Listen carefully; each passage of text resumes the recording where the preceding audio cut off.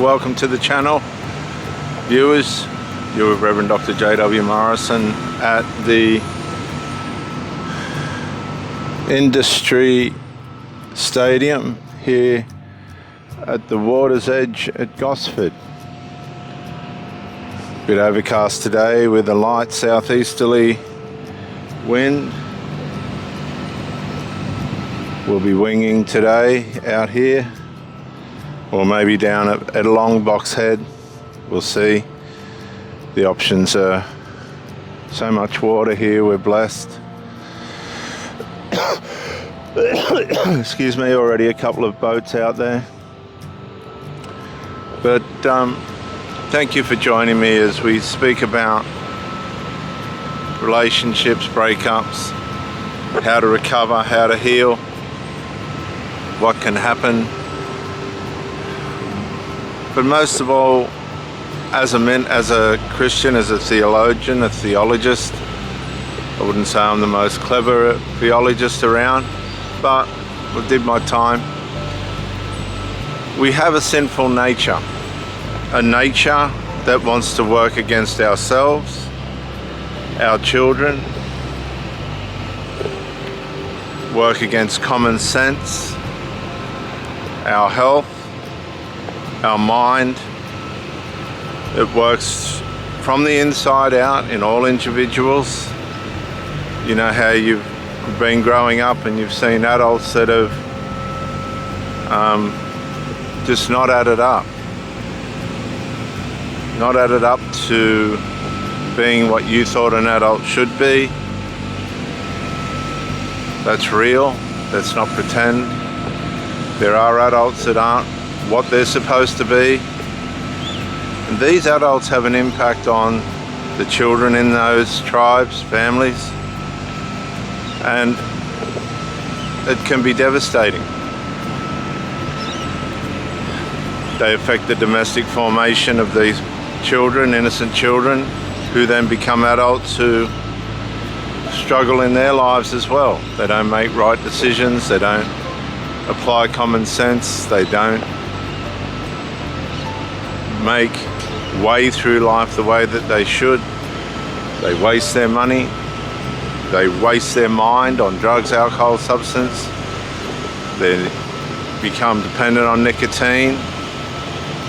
They attack their own health. This is how the carnal nature will work. It will cause you to attack your own health. As we watch this bird fly in, seabird being attacked by a little bird. Amazing. I don't know if that showed it, but... And our health is such an integral part. We become enmeshed with our children through our insecurities and what life does to us. More and more mothers are making little husbands out of their sons, and the sons are being grandized through this, and they become part parents with the parent. They get surrogated as little husbands and daughters as little wives, and in some cases this crosses over into the physical enmeshment parts, because the world's got a way of damaging people. And if we're not willing to face life with as much wisdom, instruction and knowledge as we can, we'll find ourselves in a system that is merciless. If you don't pay your bills, you get in trouble. They give you more bills. If you don't pay your rent, you've got nowhere to live. If you don't go to work, you don't have money. So I can't see anybody that works being able to say that money's not important. Money's not important when it comes up against the attributes of life that matter, like give, take, care and share. And for some of you single mothers, I'll say this, that have little husbands and things that you rely on and depend on, and they on you. If you do get a partner, right, a good one, and fathers as well. Had a lady complaining about a father and a daughter just too enmeshed. If you do, by the grace of God, find someone that comes along that's willing to love you fair and square, and you're letting your hostile, surrogated, immature little children that you haven't allowed to mature properly interfere, then accept that you're going to be on your own, because people won't tolerate it unless they're absolutely desperate, or there's something wrong with them within themselves. They got no self-esteem or something, because these people will abuse. These people will exclude you. They'll keep you on a leash at a distance, but keep you at a distance. They'll condition you into a relationship that's way less than what it should be. They'll put most of their energy into their dependents, and these are adults, can be anywhere up to 50 years, 60 years old, if the parent's still alive. A lot of these people get to a stage in life where their security's in their children, because they know that children aren't going anywhere. The adult children are just as much dependent on them as they are on the children. And you've got to stay away from these people. You've got to stay away from this brand of dark, the new dark value system, because it doesn't work. You become entrained, and you basically have to train yourself to enjoy your own company to an extent, because you're only going to share in physical interactions. And this will be proven by the fact that the person that you're with will primarily be focused on, way and beyond, their children or family members. In some cases it can be friends. A lot of these people are so enmeshed with their friends that they become nuisances. Trouble, interferers, and that's what all of this is. As we get further into the 20th century, for the most part, people are more conditioned to be on their own. And when and this is where it all gets complicated. If you meet someone and you think there could be a possibility of you all enjoying some life together, and that person's of the casual orientation or semi-casual orientation, semi-casual committed, and you're of the committed, you're going to have a terrible time, and so are they.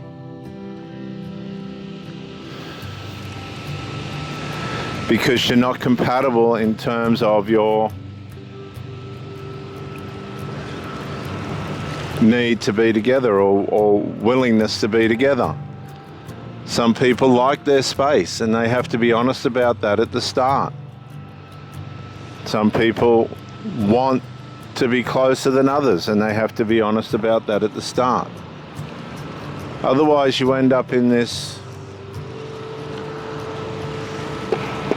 conflicting environment where somebody wants to be on their own and the other one's offended because they want to be with the other person, and this can cause breakups and the damage that comes with those breakups.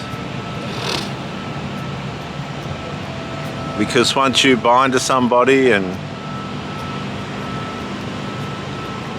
you think it's game on, and then the next thing it's not because of incompatibilities,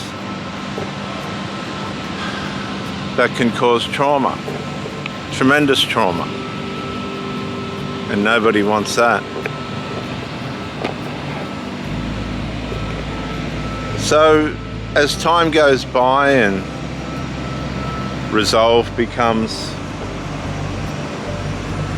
a very rare commodity, you'll find that the battles that you're going to have are going to be by way of incompatibilities. It's going to be by way of not being able to resolve, being on a different spectrum, people that aren't going to be managing the relationship in a co-mutual way, but by the tendencies of their values and stuff. And that doesn't mean they're wrong, it just means you're with the wrong person, and you've got to come to a place where you call it. The enmeshed tribes, these people that become overly dependent on each other, adult, children, parents, you're never really gonna get any sense out of that. You're just not. Just doesn't happen. You'll get physical interactions and some time together and, you know, all that, but it's really never going to add up to anything, because the covert emotional incest is always on the hostile side. It's always on the hostile side of the spectrum, which means that the third person will be the one that'll end up in trauma, because the tribe will stick to itself and you will always be an outsider. And it's no point you wasting your time with that, because it just is too hard. And that's my message today. If you're in a relationship and you feel like you're the third person in it, second to children or family members and all this, by way of enmeshment, not by way of natural maternal interaction and all that, not by way of healthiness, but by way of enmeshment,